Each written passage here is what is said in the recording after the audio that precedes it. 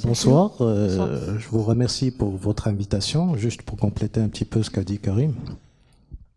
Est-ce que l'épargne, c'est une nécessité ou c'est un luxe? Moi, je dirais c'est une nécessité parce que nous avons tous des projets dans la vie. D'accord? Pas forcément pour préparer la retraite. Il y a l'éducation des enfants, il y a la préparation pour éventuellement financer des projets, acquisition de biens immobiliers, pour faire face aux aléas de la vie. Donc, il faut épargner. Maintenant, à quel niveau? C'est en fonction des capacités de chacun. C'est après, il y a tout un travail, on va y revenir tout à l'heure, de définir avec les personnes quelles stratégies, quelles sont leurs priorités, quels sont leurs projets pour les orienter vers des solutions qui permettent d'atteindre leurs objectifs. Voilà. Bonjour. Donc, juste, je complète un petit peu ce qui a pratiquement tout a été dit, mais je pense que en général, l'investissement que l'on fait est en corrélation avec notre âge quelque part.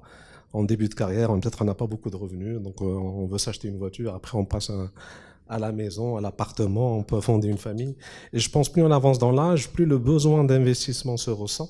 Parce qu'on se rend compte que forcément les salaires ne suivent pas forcément les charges, parce qu'on peut avoir des enfants qu'il va falloir ils vont faire leurs études à l'étranger entre autres, et donc il est important de préparer tout ce qui peut arriver dans la vie. Monsieur a évoqué, ça peut être la maladie, ça peut être la retraite qui est mal préparée, ça peut être beaucoup de sujets qui mettent un petit peu en défaut la personne, j'allais dire au moment où il ne faut pas qu'elle soit en défaut.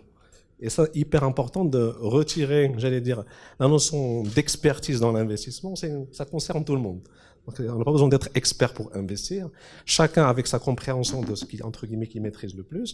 Ou bien, on peut avoir recours à des experts qui nous aident dans cet investissement. Après, selon nos moyens, mais qui même 20 dirhams peut-être, ça peut suffire avec plusieurs 20 dirhams. On arrivera même à avoir un petit pécule qui nous permettra de franchir certains caps ou certaines situations critiques dans la vie qui malheureusement n'épargne personne. Donc j'espère, voilà, c'est juste pour amender un petit peu dans ce qui a été dit. Donc aujourd'hui, on se dit que, ok, la prise de conscience est là, on doit investir, on doit épargner, mais est-ce qu'il y a des facteurs économiques, conjoncturels, qu'il faut sonder avant de franchir le pas? Bon, je laisserai mes collègues compléter après, mais c'est en fonction de plusieurs paramètres. D'abord, est-ce qu'on est salarié ou est-ce qu'on est entrepreneur? Qu'est-ce qu'on cherche à faire par rapport à cette épargne-là? Karim a parlé tout à l'heure de la retraite à 60 ans. Et moi, j'ai eu l'occasion de voir dans ma carrière plusieurs personnes, malheureusement à 50 ans, à 55 ans, qui occupent des postes très intéressants, qui, lorsqu'ils font des simulations, ils se retrouvent avec ce qu'on appelle des taux de remplacement à 60 ans qui ne dépassent pas 30% de leur salaire. Donc, comme on disait tout à l'heure, il faut se préparer très tôt. Donc là, est-ce que la rentabilité, elle est très importante? Je dirais même pas la rentabilité, c'est un facteur, mais il n'est pas très essentiel pour pouvoir pour justifier la constitution d'une retraite complémentaire à terme. Maintenant, il y a plusieurs avantages, que ce soit des avantages fiscaux ou même de la rentabilité à long terme. Mais cette prise de conscience, elle est très importante.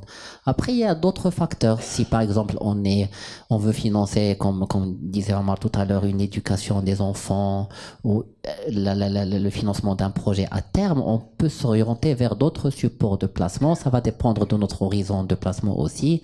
Ça va dépendre de notre aversion au risque. Est-ce qu'on veut prendre un peu plus de risques? Et là, on peut aller vers des supports ou des instruments financiers risqués, mais qui ont une espérance de rentabilité importante. Donc il y a vraiment plusieurs facteurs selon l'attente de chaque client ou de chaque épargnant. Juste une petite précision, c'est que des fois quand on parle de l'épargne, on a l'impression qu'on s'adresse à une population de patrimoniaux. C'est pas forcément le sujet concerne tout le monde. C'est-à-dire quand on épargne, Déjà, pour répondre à votre question, il faut que ça commence par un diagnostic. Un diagnostic ou un bilan conseil pour définir avec la personne quels sont ses objectifs d'abord, son horizon. C'est le moment déjà d'investir. J'imagine qu'en fonction des instruments ou des véhicules qu'on choisit, il y a certains moments où il faut rentrer, il y a certains moments où on va vous conseiller d'attendre, n'est-ce pas? Il y a pas de moment. Tous les moments sont bons. Maintenant, c'est en fonction, comme il a si bien dit, c'est Faisal, c'est l'horizon de placement. Par exemple, aujourd'hui, on voit que on est passé par une zone de turbulence. Les marchés financiers, en début d'année, ont connu une certaine, je dirais, fluctuation, le taux d'inflation, etc. Mais est-ce que c'est le bon ou le mauvais moment? Ben, si on est court-termiste, c'est le mauvais moment. Quand on veut épargner sur 2, 3, 4 mois, investir dans des supports qui vont suivre cette fluctuation, c'est pas le moment. Par contre, il y a d'autres instruments qui le permettent et qui assurent un rendement assez intéressant en respectant un horizon de court terme, c'est-à-dire un délai de placement qui est court. Et peut-être on va revenir sur les produits de la banque qui restent également des produits intéressants dans une conjoncture pareille, parce qu'on a assisté à une hausse des taux d'intérêt on revient à des niveaux qui sont intéressants.